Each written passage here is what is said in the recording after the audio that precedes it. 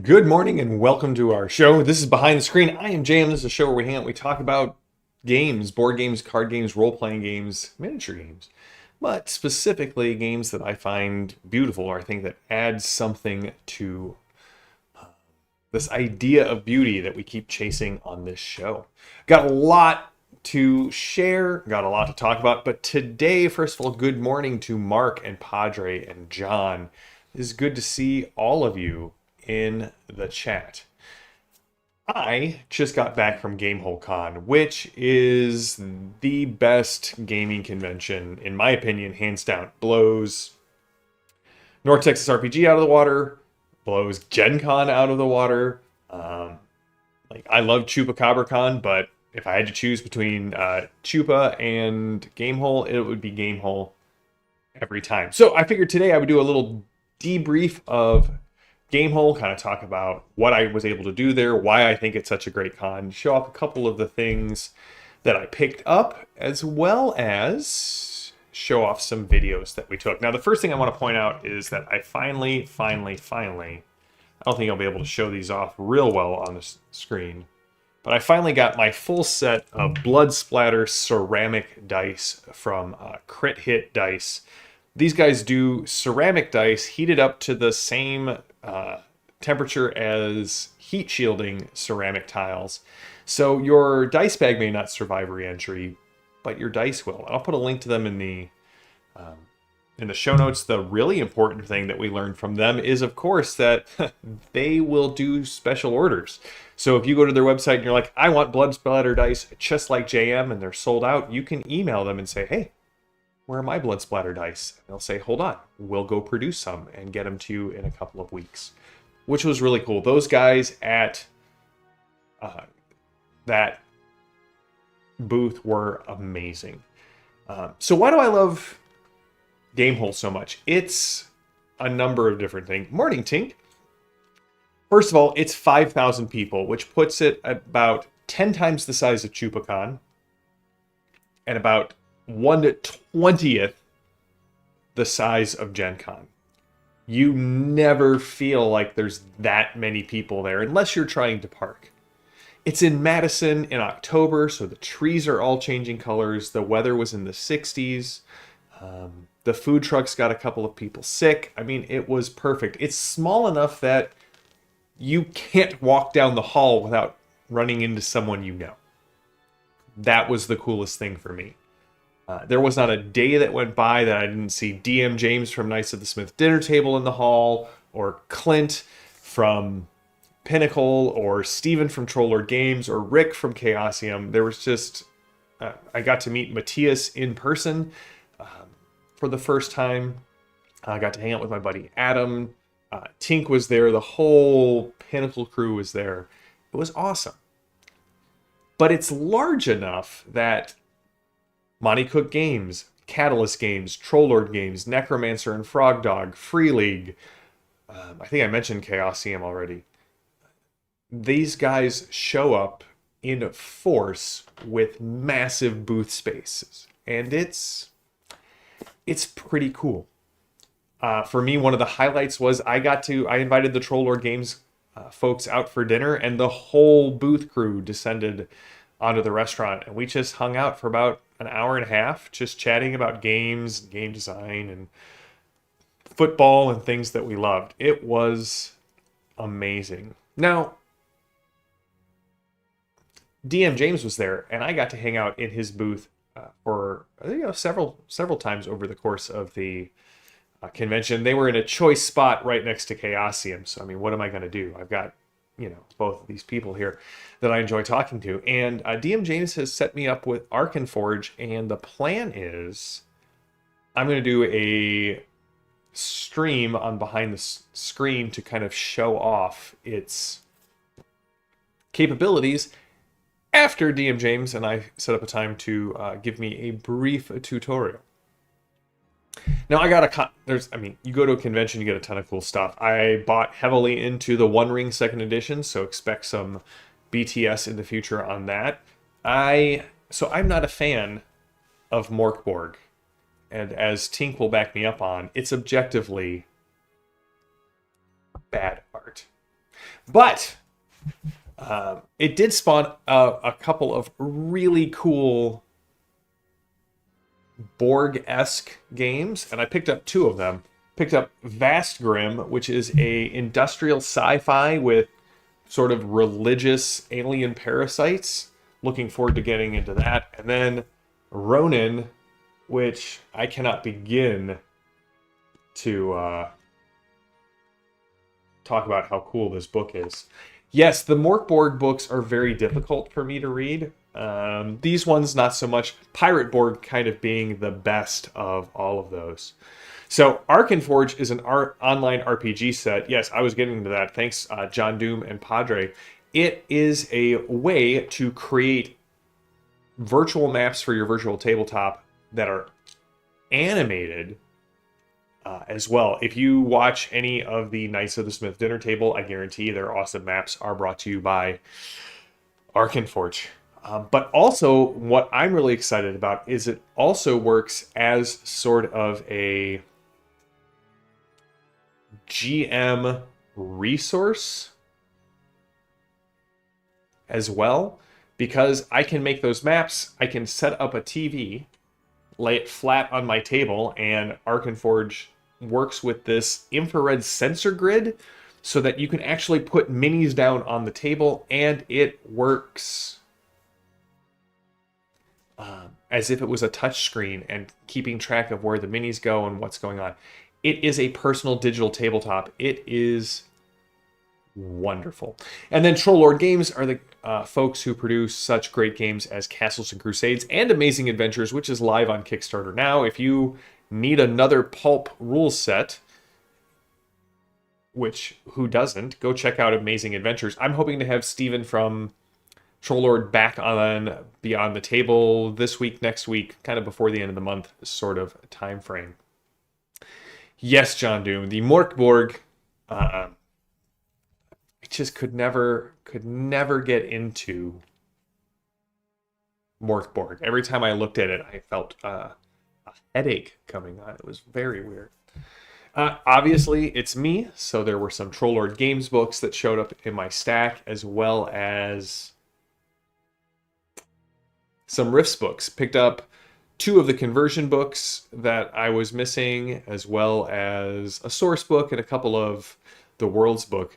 Yes, the Savage Worlds Romance Companion was a topic that, like spaghetti, was thrown repeatedly at the wall that is Jody, and I'm not sure what the final result of that will be. Aside from the fact that I stopped being in the same space as both Jody and DM James at the same time. Padre, I love Troll Lord Games, and if you have not picked up any of their core books yet, I would wait. It sounds like beginning of December, the Reforged editions, which will remove the OGL from Troll Lord Games going forward, those will be out. So that was basically the... Oh, I also got a cool set because I'm getting old. A cool set. I'm sure you guys can even read these. High visibility dice. There's just something to be said for dice that when I roll them, I can immediately see the value. Now, tonight, I'm very excited because I'm starting possibly one of my most ambitious campaigns ever. I'm starting a Hyperborea campaign with my Tuesday group, and we are doing 1-to-1 time. So every day that passes in the real world, even between games, will be one day that passes in the game world. So players will have a lot more options for downtime actions in between sessions. They're going to be playing multiple characters, as well as running the factions. The main factions of the world will not be run by me. They will be run by a group, a cabal of GMs, as well as the players themselves. Yes, Padre, that is another thing that I love about Troll Lord Games. One, they print all of their books here in the USA. And if you are a member of the military, they offer a very generous, I think it's 50% off discount on all of their products. So, looking forward to talking with Steven. I got to hang out. I missed the one game that I really wanted to make. I missed due to health reasons the very first night I got in. Did not get to play in Carl Kiesler's game. Carl, if you ever watch this, I am truly sorry. That is my one regret from this year, was not being able to play in your game. But health being what it is, I don't always have control over that. But I did get to go sit on 2 amazing panels, one done by the Chaosium guys about myth, which is spawning one of the videos we're going to be talking about in the next couple of weeks, which is tropes. They're basically just myths. And we're going to talk about how to use tropes and how to embrace tropes, and why trope is not a 4-letter word, as some people in the TTRPG community may lead you to believe. And then I sat in a wonderful old school game design panel with Stephen Chenault and Bill Webb from Necromancer Games, and then Skeeter Green, who runs Skeeter Green Games and has worked for the other 2 companies. That was about all I could pick up from context. So that's it for my part of the show, but I have it on good authority that I got to interview some people, thanks to Tink for being my camera person throughout the show. We're going to show off a little video of the people I got to talk to and what they have coming up in the near future.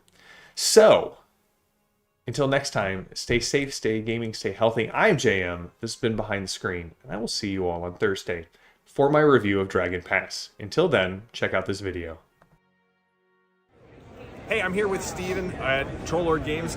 You guys produce Castles Crusades, which I love. What do you have coming out in the next 6 months that you want people to know about? So we will, tonight, we will, Amazing Adventures will go live, so it'll be the Amazing Adventures Player's Handbook and the Amazing Adventures Chronicle Keeper's Guide with the screens, and a whole bunch of adventures are going to come out with that as well. That'll be live on the website by tomorrow morning. Awesome. So whatever day, the 21st, I guess. Yeah. Reforged should start rolling out in the next, hopefully, first week of December. That should be shipping to the Kickstarter backers, and what that is the Castles and Crusades Player's Handbook, Castle Keeper's Guide, and the Monsters and Treasures with Crusader 29, 28, 29, Crusader 29, 28, whichever Crusader's coming out. And then we'll have the Adventure Path, that's the Siege series, coming out as well.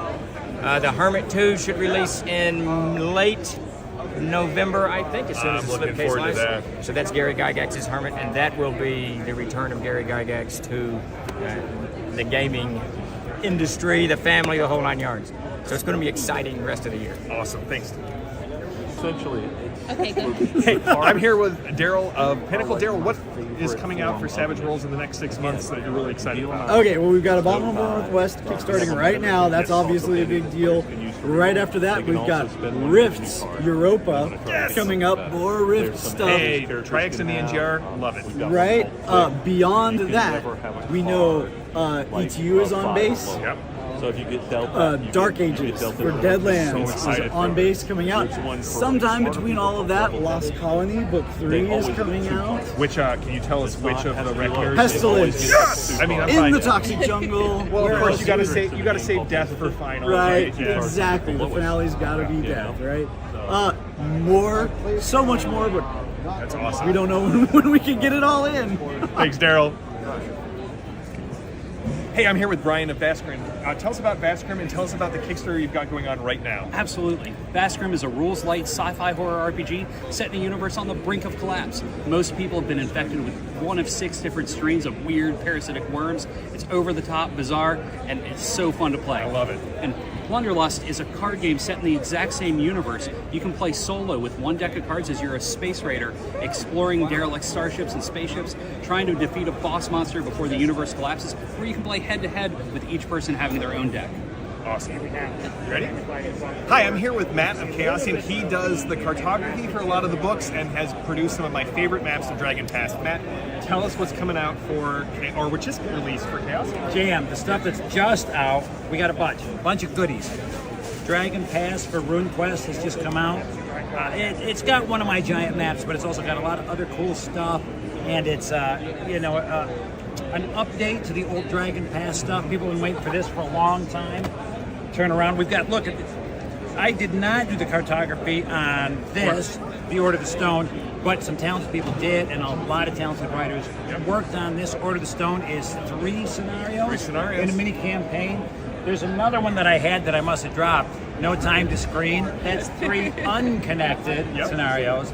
And then everybody loves Cthulhu by Gaslight. Yeah, love this book. Yeah, and so that's out now, and that is the Call of Cthulhu game set in 1880s Victorian London, a little bit on the East Coast, where everybody loves the East Coast. That's right. I'm from the East Coast. And the GM book is in production now, and we got all kinds of goodies coming. We've got so many goodies coming that when you ask, I don't really. That's fair. I can't. You can't. No, that's fair. Thanks, Matt. I'm here with DM James of Arkenforge.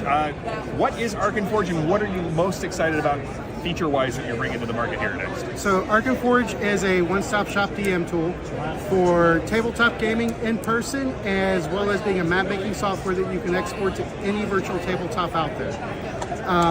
It has tools for animations, as well as sound effects, ambience, playlists, as well as, and it also has a very comprehensive note system, so you can keep all of your notes right in the program and not have to alt-tab out. It has a native fog of war. It also has native touch interface to allow your very own physical minis to be able to have their own line of sight. Which is my favorite part about this, that you can use your favorite D&D minis on your table. I'm going to be doing a whole video from behind the screen on Arkenforge as soon as I absorb all of it. So, any new features or exciting things coming out? Coming out in March, we're going to have a new Kickstarter. It's going to be all gothic horror and dark fantasy assets. Awesome. Thank you. Thank you.